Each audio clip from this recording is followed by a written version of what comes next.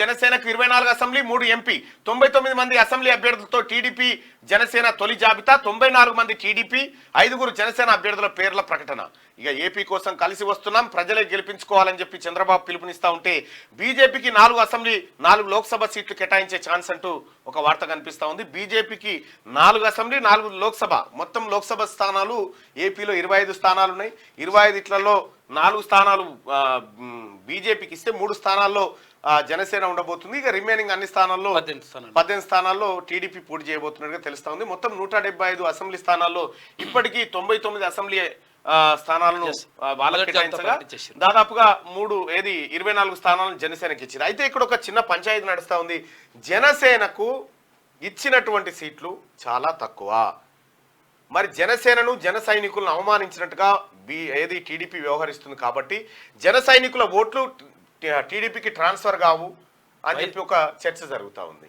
అయితే వాస్తవానికి ప్రస్తుతం ఉన్నటువంటి పరిస్థితుల్లో పవన్ కళ్యాణ్ గారు ఆచితూచి ఏం చేయాలి, ఎలా గొప్ప సీట్లు సాధించాలి, జగన్మోహన్ రెడ్డిని గద్దెను ఎట్లా దించాలనేటువంటి ఒక సీరియస్ యాక్షన్ ప్లాన్ లో కొంత కాంప్రమైజ్ అయినట్టుగా కనిపిస్తా ఉంది. మరి ఇప్పటికైతే పూర్తి పంపకాలు జరగలేదు కాబట్టి ఇవే ఉంటాయా, ఇంకా ఎక్కువ అంటే ఇదే ఉంటాయి అంటే వాళ్ళు క్లారిటీ ఇచ్చింది ఏంటంటే ఈ 24 సీట్లు అయితే జనసేన క్లియర్ కేటాయిస్తున్నట్టు చెప్పేసిండ్రు. నిన్న 5 ప్రకటించిండ్రు. 24 ఉంటాయి, తర్వాత బీజేపీకి కొన్ని ఉంటాయి, బీజేపీ కూడా కొన్ని ఉంటాయి, మిగతా స్థానాల్లో కూడా టీడీపీ. అయితే ఆయన ఏమంటుండంటే పవన్ కళ్యాణ్ ఏమంటుండంటే గతంలో మనం ఒక 10 స్థానాలు గెలిచి ఉంటుంటే ఈ ప్రభుత్వం వచ్చేది కాదేమో, అంటే కొంచెం మనం టఫ్ గా తీసుకునేటోళ్ళం. అందుకని అట్లా అప్పుడు ఆ 10 స్థానాలు కూడా గెలవలేనప్పుడు ఇప్పుడు 24 స్థానాల్లో పోటీ చేయడం మంచిదే. తర్వాత ఇంకోటి ఏంటంటే మనము ఆ అధికార పార్టీని దించేయడం ఇంపార్టెంట్. ఇక్కడ ప్రధానంగా దానికోసం నేను ప్రభుత్వ వ్యతిరేక ఓటు చీలిపోకూడదనే ఉద్దేశంతో అందుకని కలిసి పనిచేద్దామని చెప్తున్నాడు ఆయన. రైట్, ఇక్కడ క్లియర్గా ఒక ఆప్షన్ అయితే ఉండేది. రాజకీయాల్లో ఎవరికి ఎవరు శాశ్వత శత్రువులు శాశ్వత మిత్రులు ఎవరు ఉండరు.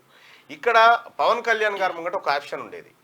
ఏది, జగన్మోహన్ రెడ్డి గారు కనుక అదే పరిపాలనలో ఉండి టీడీపీని ఖతం చేస్తే నెక్స్ట్ ప్లేసు పవన్ కళ్యాణ్ గారికి దక్కేది. కానీ పవన్ కళ్యాణ్ గారు టీడీపీని సేవ్ చేసే కార్యక్రమంలో భాగంగా ఓటు పోలరైజేషన్ కోసం ఆయన నిర్ణయాలు తీసుకోవడంతో ఇవాళ టీడీపీ కూడా కొంత అక్కడ లాభపడతా ఉంది. మెజారిటీగా టీడీపీ ఎక్కువ లాభపడతా ఉంది ఈ పొత్తు ద్వారా, స్పష్టంగా అర్థమవుతా ఉంది.